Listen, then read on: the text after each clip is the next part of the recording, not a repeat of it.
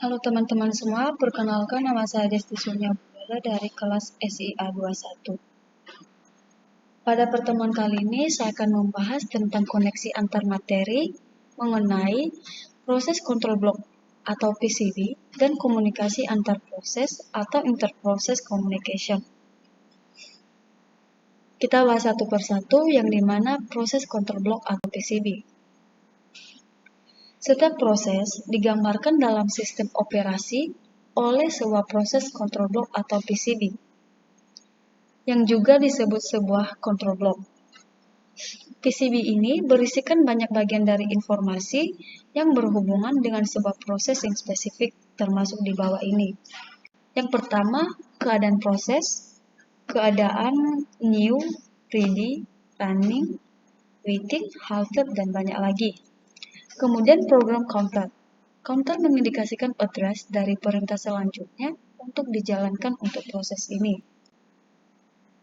Kemudian ada CPU register, kemudian ada informasi manajemen memori, kemudian ada informasi pencatatan, ada informasi status, dan PCB. PCB ini hanya berfungsi sebagai tempat menyimpan dan gudang untuk informasi apapun yang dapat bervariasi dari proses ke proses. Kemudian yang kedua, komunikasi antar proses atau interprocess communication.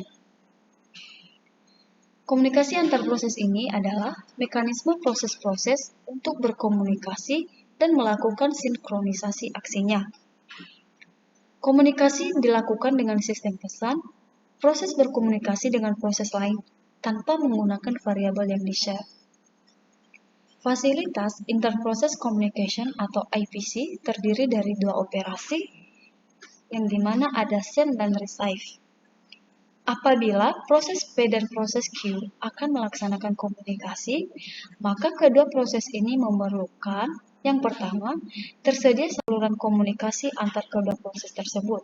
Kemudian, menukar pesan menggunakan send atau receive.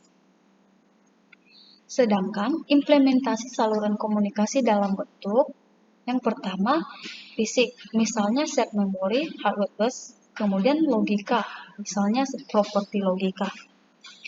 Kemudian, dalam komunikasi antar proses ini, terdapat dua bentuk komunikasi antar proses, yaitu komunikasi langsung dan komunikasi tidak langsung. Yang pertama, komunikasi langsung. Bentuk komunikasi langsung ini adalah proses melakukan komunikasi langsung ke proses lain. Pada komunikasi langsung harus disebutkan nama proses secara eksplisit, yang dimana ada send dan receive. Send mengirim pesan ke proses P dan receive menerima pesan dari proses Q. Kemudian komunikasi tak langsung. Pada komunikasi tak langsung, pengiriman atau penerimaan pesan dilakukan melalui mailbox atau port. Mailbox adalah suatu objek di mana pesan-pesan ditempatkan oleh proses atau dapat dihapus. Tiap-tiap mailbox memiliki identitas unit. Dua buah proses dapat saling berkomunikasi hanya jika mereka saling menggunakan mailbox secara bersama-sama. Operasi yang terdapat pada sistem mailbox adalah membuat mailbox baru, mengirim dan menerima pesan melalui mailbox, dan menghapus mailbox.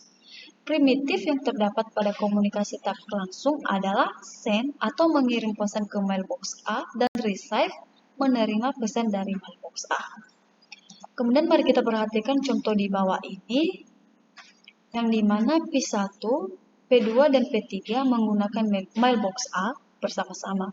Kemudian P1 mengirim pesan, sedangkan P2 dan P3 menjalankan operasi receive. Kemudian proses mana yang mendapatkan pesan? Kemudian kita memakai solusi untuk permasalahan ini. Dapat kita gunakan salah satu cara di bawah ini. Yang pertama, mengizinkan satu sambungan dihubungkan dengan paling banyak dua proses. Kemudian, mengizinkan hanya satu proses pada satu waktu mengeksekusi operasi receive. Kemudian yang terakhir adalah mengizinkan sistem untuk memilih penerima tertentu. Terus, proses pengirim diberitahukan proses mana yang harus menerima.